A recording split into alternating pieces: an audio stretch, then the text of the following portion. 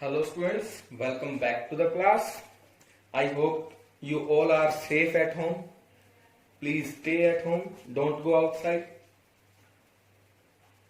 In last lecture of chapter Matter in Our Surroundings, we have done fusion. Tell me what is the fusion? Video stop कीजिए और fusion की definition याद कीजिए. The process of change of solid state into liquid state is called fusion. The process, वो process जिसमें solid state changes into liquid state is called fusion. Solid fuses into liquid. Clear? Now we are going to do latent heat of fusion. Latent heat of fusion. In this topic, I want to tell you that latent. The word latent means hidden. क्या मतलब है latent का? Hidden. Hidden का क्या मतलब है यहां पे?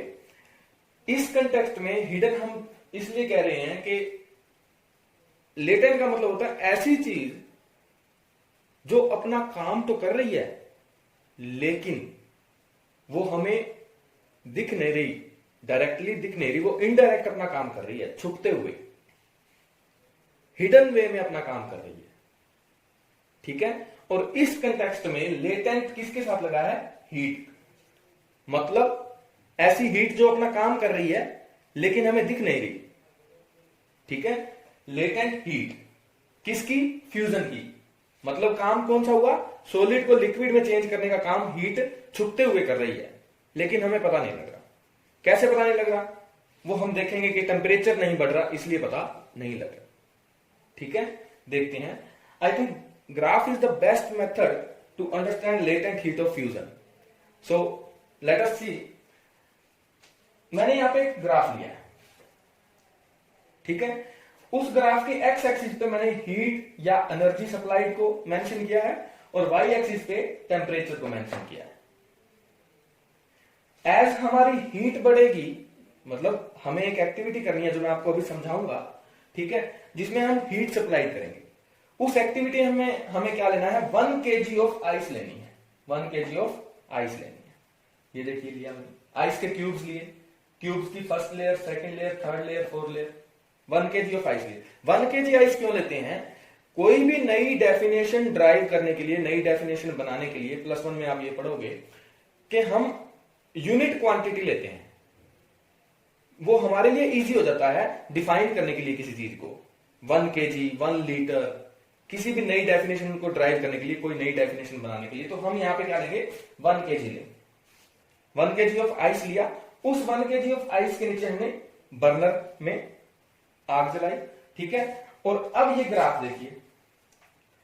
मैंने एक्स एक्सिस पे क्या लिया? हीट या energy supplied to the ice. और वाई एक्सिस पे क्या लिया? टेम्परेचर. अब जैसे जैसे हम हीट ट्रांसफर करेंगे आइस को, टेम्परेचर में इंक्रीज आएगा. ठीक है. यहां पे हम हीट ट्रांसफर करेंगे, टेम्परेचर में इंक्रीज आएगा. फर्स्टली क्या था? हमारी आइस थी. जब बर्नर हमने ऑन नहीं किया था तब हीट भी 0 पे थी और टेम्परेचर भी 0 था. और सॉलिड की स्टेट, सॉलिड कौन सा था? हमारा आइस. एक एग्जांपल ले रहे हैं हम, आइस से समझ रहे हैं इसको. आइस किस फॉर्म में थी? सॉलिड स्टेट में. ठीक है. जैसे ही मैंने हीट ऑन किया, बर्नर ऑन किया, तो क्या हुआ? जैसे जैसे हीट इंक्रीज हुई वैसे वैसे टेम्परेचर भी इंक्रीज होने लगा. बर्नर इस पूरी एक्टिविटी में बंद नहीं होगा. ठीक है. आप ये एक्टिविटी कर सकते हो घर पे. एक थर्मोमीटर लेना है आपको और कुछ आइस के क्यूब्स लेने हैं. एक बर्नर पे आपको वो मतलब कि आइस के क्यूब्स रखने हैं. देन उसमें टेम्परेचर आपको नोट करना है. किस पे? थर्मोमीटर पे. ठीक है. तो हमने क्या किया? हीट यहां पे सप्लाई करनी शुरू की और हीट के साथ साथ टेम्परेचर भी इंक्रीज होना शुरू हुआ. जो किस लाइन से शो हो रहा है? इस लीनियर स्लोप से शो हो रहा है.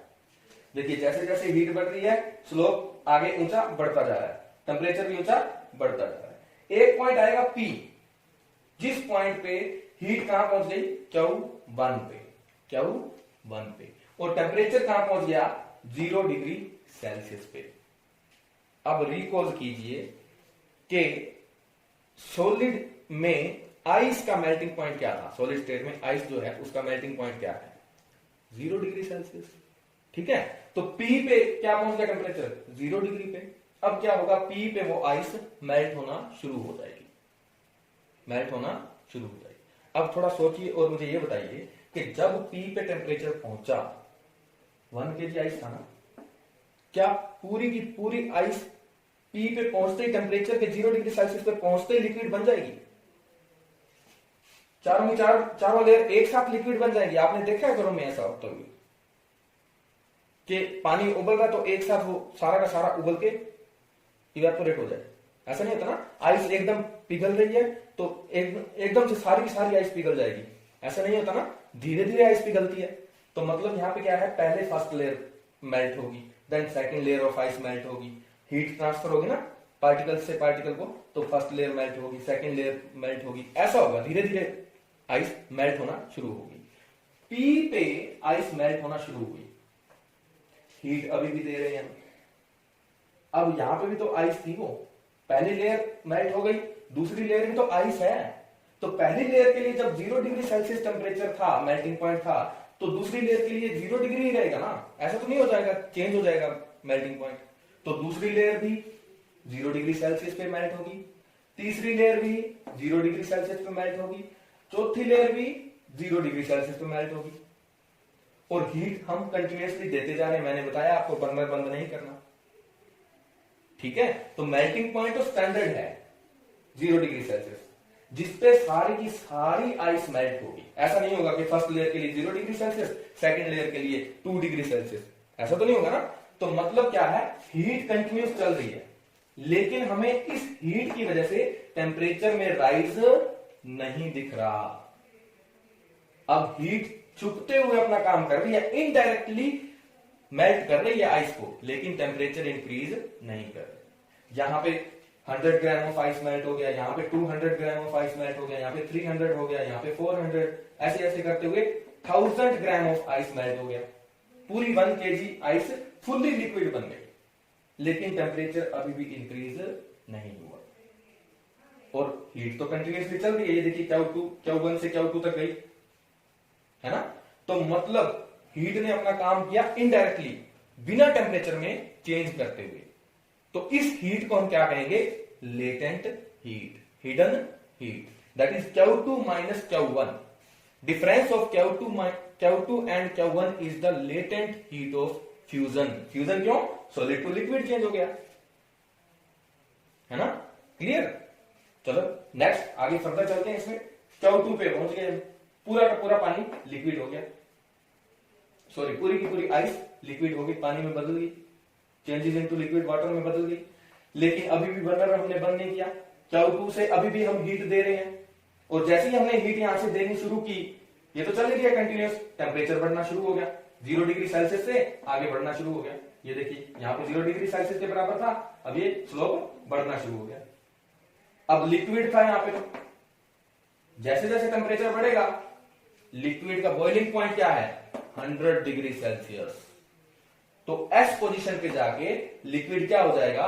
100 डिग्री सेल्सियस पे पहुंच जाएगा और बॉयल होना शुरू हो जाएगा 1 kg से। अब ऐसा तो है नहीं कि पूरा का पूरा लिक्विड 1 लीटर जो हमें मिला था यहाँ पे, वो पूरा का पूरा एक साथ बॉयल हो जाएगा। धीरे धीरे बॉयल होगा ना। तो धीरे धीरे बॉयल होगा, हीट तो उसको चाहिए बॉयल होने के लिए, लेकिन क्या 100 डिग्री सेल्सियस चाहिए?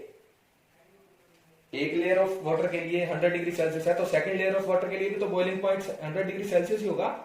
तो मतलब टेम्परेचर उसका कांस्टेंट रहेगा 100 डिग्री सेल्सियस, लेकिन हीट चलती रहेगी। हिडन हीट काम कर रही है, लेकिन टेम्परेचर में दिखाई नहीं दे रही। ठीक है, तो इसे हम कहते थे, यहां पे सॉलिड से लिक्विड में चेंज हुआ तो हम कहते थे लेटेंट हीट ऑफ फ्यूजन। यहां तक, यहां से एस और टी जो Q4 और Q3 का डिफरेंस है, उसे हम कहेंगे latent heat of evaporization. Vaporization क्यों कहेंगे? क्योंकि यहां पे लिक्विड वेपर्स में चेंज होगा, बॉइल होगा, इसलिए हम कहेंगे latent heat of vaporization. Graph clear? Is it clear? Okay, now we see definition of latent heat of fusion. Simple see definition है। The amount of heat energy, ये समझ आ गया तो डेफिनेशन में कुछ भी नहीं है। The amount of heat energy that is required, heat energy Q2 Q1 जो रिक्वायर्ड है टू चेंज 1 kg, क्या चेंज करने में, 1 kg of solid into liquid, liquid में चेंज करने के लिए अमाउंट ऑफ एनर्जी रिक्वायर्ड है at atmospheric pressure. Atmospheric pressure का क्या मतलब है, यहाँ पे एयर का pressure, atmospheric pressure means air का प्रेशर, वो चेंज नहीं होना चाहिए। अगर एयर का प्रेशर चेंज हुआ तो प्रेशर से क्या होगा, पार्टिकल्स नजदीक नजदीक आ जाएंगे।